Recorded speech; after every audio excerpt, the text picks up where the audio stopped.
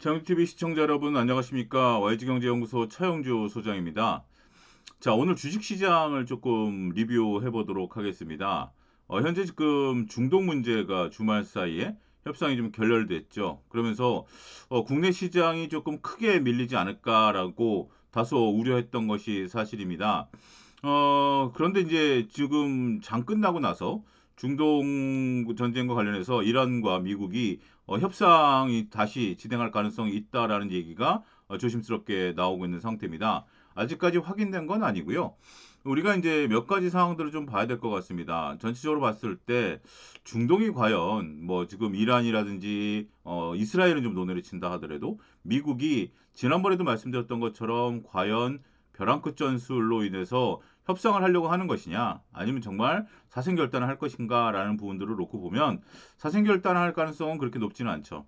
미국 입장에서 본다라면 유가가 올라간다라든지 여러 문제의 복잡성을 띠고 있습니다.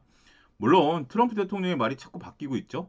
트럼프 대통령이 처음에 이란을 이제 하메네이를 제거한 이후에 이란에서 이제 그린 혁명, 그러니까 스스로 내부에서 혁명이 일어나서 이란 정권이 붕괴될 것이야라고 봤었는데 그게 이제 안 됐었었죠. 그러고 난 상태에서 지금 이제 호르무즈 해협을 열어주면 또 전쟁을 끝내겠다. 또 이런 얘기들 했었고 또 그 다음에는 이제 호르무즈 해협 통행세를 같이 받자. 라고 얘기하다가 이제는 이제 미군에 의해서 호르무즈 해협을 봉쇄하겠다. 또 이런 얘기들로 얘기가 자꾸 바뀌고 있는 상황입니다. 지금 이제 시장이 가장 우려하는 것 중에 하나가 트럼프 대통령의 말이 자꾸 바뀐다라는 점이죠.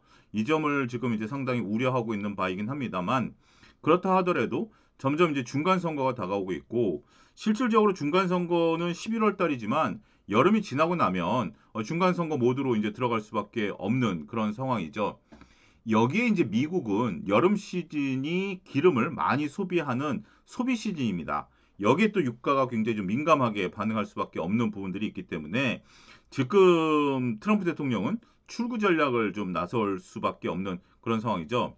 이란도 마찬가지입니다. 지금 이란 같은 경우 호르무즈 해협이 봉쇄됨으로써 실질적으로 경제가 망가지고 있는 상황이기 때문에 이것을 언제까지 끌고 간다라는 것도 쉽지 않은 상황이죠. 자, 이제 두 사람이 싸우면 적당히 이제 옆에 주위에 보는 눈이 많지 않습니까? 그러면 두 사람이 갑자기 전쟁 뭐 싸움을 멈추자 이것은 어렵죠. 이럴 때 가장 필요한 게 이제 명분인 것 같습니다. 우리가 나중에 자존심 싸움이다라는 얘기를 하지 않습니까? 끝까지 갈 때는 이제 자존심인데 미국이나 이란 같은 경우 지금 이제 어떻게 보면 미국은 핵 문제를 건드려야죠. 그게 명분이었기 때문에 핵 때문에 이란을 때린 건데 핵을 좀 포기하고서 지금 뭐 이걸 흐지부지 할 수는 없는 거니까 미국 입장에서는 핵 문제를 고집할 수밖에 없는 거고 이란 입장에서는 지금 핵을 내주게 되면 뭐 다 내주는 거잖아요. 그래서 이제 결국은 핵을 내주긴 내줘야 되겠지만 그 사이에 또 그래 핵을 내줄 테니 우리가 통행세를 받겠다. 또 이런 명분을 또 얻을 수 있는 거 아니겠습니까? 그러니까 이제 미국의 입장은 오히려 좀 명확한 것 같아요. 미국 입장에서는 전쟁을 앞두는 상황에서 발을 빼야 되는 상황이고 그 명분으로서 핵을 제거해야 된다라는 부분들이죠. 이란 입장에서는 지금 모지타파 하메네이는 아버지가 이제 순교한 입장이죠. 그런 상태에서 여기서 지금 미국의 말을 다 들어줄 수는 없는 거 아니겠습니까? 그렇기 때문에 이란도 뭔가를 얻어야죠. 그런 부분들이 나타나면서 2차, 3차 협상을 가면서 정말 이제 멱살잡이까지 갈 것 같아요. 멱살잡이까지 가지만 실질적으로 21일까지 현재 시간이 남아 있는 상태고 이거를 또 뒤로 미룬다 뭐 이런 확인되지 않은 여러 가지 얘기들이 좀 들리는 것 같아요. 제가 확인되지 않는 것이다라는 것은 명확하지가 않기 때문입니다. 따라서 지난번에도 말씀드렸다시피 전쟁 상황은 유가가 말해준다라고 볼 수 있을 것 같아요. 전쟁이 좀 감소하면 유가가 내려갈 것이고요. 그렇지 않으면 유가가 유지된다라면 전쟁과 관련된 얘기들은 계속해서 유지가 되는 것으로 보셔야 되겠습니다. 다시 말씀드리지만 현재 지금 유가에는 많은 투기적 세력들이 들어가 있기 때문에 돈 냄새에 민감한 사람들이거든요. 그런 사람들이 이제 정치와도 굉장히 그 연관성도 있고요. 여러 가지 정보망들을 갖고 있기 때문에 그런 부분들을 감안하게 된다라면 유가와 민감성을 우리가 살펴봐야 되지 않을까 싶습니다. 자, 국내 시장 같은 경우 나름대로 오늘 좀 선방했습니다. 저는 오늘 자칫 잘못하면 매도 사이드카가 걸리지 않을까? 조금 우려스러웠던 분들도 있었어요. 우리가 최근에는 전쟁 리스크가 커지면 매도 사이드카, 전쟁 리스크가 사라지면 매수 사이드카가 이제 되지 않았습니까? 그런 부분들이었는데 오늘 생각보다는 잘 버텼어요. 매도 사이드카와 매수 사이드카가 발생하는 주요 원인 중에 하나는 바로 그겁니다. 지금 이제 전쟁 상황이고 전쟁의 모든 것을 잡아먹는 상황이기 때문에 전쟁 리스크가 커지면 일단은 사자가 사라지고 팔자가 나오면서 매도 사이드가 커지고 전쟁 리스크가 사라지면 팔자는 없었고 사자가 많아지면서 매수 사이드가 이제 나타났던 거죠. 그런데 이제 오늘 이제 그런 모습들이 보이지 않았다라는 것은 지금 한국과 미국이 이제 본격적인 실적 시즌입니다. 우리나라 같은 경우는 이제 삼성전자의 잠정 실적, 그 다음에 이제 4월 말에 하이닉스의 또 실적 이런 것들이 이제 나오고 본격적으로 이제 실적 시즌이 도래를 하는 거죠. 그리고 이제 미국 같은 경우도 이번 주에 이제 그 JP 모건을 필두해서 금융주들, 다음 주에는 이제 빅테크 기업들의 실적이 나오니까 실적에 이제 민감하게 반응을 하는 것 같습니다. 그래서 특히 이제 삼성전자 같은 경우 제가 이제 오늘 그런 질문을 많이 받았어요. 많은 분한테 삼성전자 지금이라도 20만 원 넘었는데 사야 됩니까? 라는 질문들을 참 많이 받았습니다. 제가 그 전에 18만 원 정도까지 조정받으면 한번 보십시오라고 말씀을 좀 드렸을 때는 아무도 관심을 안 갖다가 결국 실적이 잘 나오고 그러면서 이제 20만 원이 넘어서니까 이제 늦은 거 아니야? 삼성전자를 사야 되는 거 아니야? 이런 관점으로 본 거죠. 결국 지금 시장은 이익에 기반한 매매 전략을 지금 펼치고 있다라고 보여집니다. 전쟁 같은 경우는 조금 전에도 말씀드렸다시피 출구 전략을 지금 모색하고 있는 상황으로 보는 것이 합당하다라고 보는 거죠. 전쟁이 언제 끝날지, 언제 어느 순간까지 이루어질지는 그건 아무도 모릅니다. 트럼프 대통령도 모르는 것 같아요. 하지만 그렇다 하더라도 이 전쟁 상황을 꾸준히 끌고 갈 수는 없다라는 측면에 있어서 보면 상당히 지금 이제 시장의 투자자들은 이익을 보는 것 같아요. 그래서 이익이 잘 나는 기업들 같은 경우는 상대적으로 시장에서 선방하는 모습들이 나타나고 있다라고 말씀드릴 수 있겠습니다. 자, 오늘 강했던 특징주를 좀 살펴보도록 하겠습니다. 삼양식품인데요. 삼양식품 같은 경우 우리가 이제 목표 주가 186만 원 교보증권에서 리포트가 나왔습니다. 최근 라면 수출 데이터가 호조세를 기록하고 있는 거죠. 국내 라면 수출이 1분기 같은 경우 YOY 26%, QOQ 10%를 기록하면서 3월은 사상 최대치를 기록했다라는 거죠. 자, 계속해서 라면이 많이 팔리고 있습니다. 점점점 늘어나는데요. 제가 이런 것들을 또 보는 바로미터 중에 하나가 제가 이제 국제 결혼한 분들 유튜브를 종종 보는데요. 뭐 예를 들어서 독일의 작은 마을, 브라질의 작은 마을 같은 경우 한국 음식을 구하기 위해서 라면을 구하기 위해서는 조금 큰 도시로 나가야 됐는데 이제 소도시 슈퍼마켓에도 한국 라면이 들어간 것들을 최근에 볼 수 있습니다. 그러다 보니까 글로벌리 전반적으로 큰 폭의 상승세가 시현되고 있다라는 거죠. 중국 같은 경우 여전히 잘 팔리고 있습니다. YOY 3월 달에 45%, MOM, 그러니까 지난달 대비해서 56% 반등세를 좀 나타냈고, 미국 같은 경우도 좀 마찬가지고, 지금 중국 같은 경우 2017년 공장 증설이 완료되면 약 11억씩의 추가 캐파가 확대되면서 외형이 지금 레벨업이 될 수 있다라는 거죠. 지금 이제 주가가 반도체 일부로 되니까 PER이 15배 수준에서 거래되니까 상당히 저평가됐다라는 거죠. 자, 우리가 리포트를 살펴봐야 되는 이유 중에 하나는 바로 이런 겁니다. 지금 이제 리포트라는 것은 개인 투자자들을 대상으로 했다라는 것보다는 애널리스트가 아니라 이제 펀드 매니저들을 대상으로 하는 거죠. 그러다 보니까 펀드 매니저들 이런 리포트를 보면 소위 현타가 오는 거죠. 상당히 싸게 거래되고 있네. 상당히 의미가 있네. 이런 부분들이 이제 얘기가 되는 거죠. 그러면서 수출주로서 삼양식품을 이제 좀 보기 시작하는 거고 PER이 15번밖에 안 돼? 굉장히 저평가되어 있는데? 라고 지금 보는 거죠.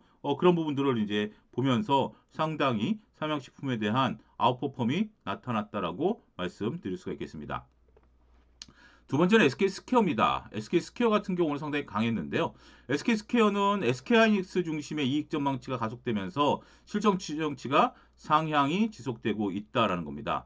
지금 SK하이닉스 영업이익 컨센서스가 165조까지 상승했다라는 건데 근데 왜 SK 하이닉스를 사지 SK 스퀘어를 사냐라는 부분들인데 이 부분을 잘 좀 여러분들이 이해를 하셔야 됩니다. 뭐냐면 어 보통 이제 펀드들이 한 종목을 10% 이상 못 담는 규정이 있습니다. 뭐 너무 많은 종목들을 담게 되면 변동성이 취약할 수 있죠. 그 예외가 유일하게 삼성전자입니다. 삼성전자는 펀드 내에서 10% 이상 담을 수 있는 권한이 있어요. 근데 SK하이닉스는 아니에요. SK하이닉스는 여전히 10% 룰에 얽매여 있다라고 말씀드릴 수 있겠죠.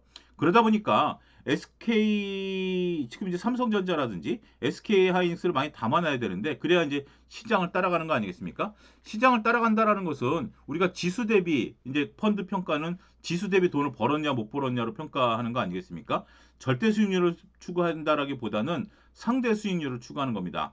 물론 이제 사모펀드 같은 경우는 절대 수익률을 추구하지만 일반적인 펀드들은 상대적인 지수 대비 더 올랐느냐 덜 빠졌느냐 이 부분이 이제 가장 중요한 요소죠. 그러면 이제 지수를 따라가려면 결국 SK하이닉스를 많이 편입시켜 놔야 되는 거죠. 근데 지금 10%에 걸리다 보니까 그 다음에 이제 SK 스퀘어를 담는 겁니다. 오늘 같은 경우 SK하이닉스가 플러스를 나면서 SK하이닉스가 이제 100만 원에 완전히 넘어서는 모습들을 보이다 보니까 SK 스퀘어가 상대적으로 강한 흐름들이 나타났다라는 거죠. 자, 맨 마지막 줄을 보면 티벤 모빌리티는 2026년 모빌리티 데이터 고성장이 지속되면서 에비타 개선세가 이어질 것이다. 이게 뭐냐면 에비타는 이제 감가상각전 이익으로 보시면 됩니다. 뭐 이자 뭐 이런 것인데 복잡하게 보지 마시고 따라서 지금 티벤 모빌리티는 투자 대비해서 성과가 아직 안 나타나는 겁니다. 그런데 고성장이 되면서 투자 대비 성과가 2026년에 나타나면서 어떻게 보면 삼성전자의 파운드리 부분이 적자에서 흑자로 돌아서면서 전체적인 이익이 개선되는 것처럼 티벤 모빌리티 같은 경우도 에비타가 개선된다라는 것은 그동안 고생했던 이익이 추가적으로 나온다라는 거죠. 자, 이런 부분들이 다소 어려울 수도 있습니다. 그러면 제가 이제 영상 밑에 링크를 달아드리는데요. 제가 3프로TV에서 강의 영상을 이제 올려놓은 거에 있습니다. 그 영상을 따라 들어오시면 3프로TV와 같이 협업해서 제가 진행하는 강의 영상을 들으시면 됩니다. 기초 강의가 있고요. 기초 강의 같은 경우는 재무제표를 가장 쉽게 읽을 수 있는 강의가 들어가 있고 그 다음에 매일매일 재무제표를 깊게 들어가는 리포트를 깊게 읽는 영상이 또 업로드가 됩니다. 따라서 지금 이제 뭐 에비타가 좀 헷갈린다라든지 아니면 전체적으로 우리가 리포트를 좀 깊게 보고 싶으신 분들은 그 영상 하단에 있는 링크를 따라 들어오시면 3프로TV 강의 영상, 차용주의 강의 영상을 뭐 다른 분들 강의 영상도 있습니다. 근데 차용주의 강의 영상을 따라 들어오시면 된다라고 말씀드릴 수가 있겠습니다. 자, 이제 현금 배당도 준다라는 겁니다. 전체적으로 봤을 때 주주환원 정책을 실시하면서 2026년부터 자사주 매입과 현금 배당을 동시에 실시한다. 2028년까지 중기 배당 정책으로 경상 배당 수입의 30% 이상 이런 것들을 자사주 매입과 소각, 현금 배당을 한다라는 거고 첫 해인 올해는 3,100억 규모의 주주환원을 실시할 것으로 보여지는데 그 중에서 현금 배당은 2,000억, 자사주 매입으로 1,100억을 실시할 것이다.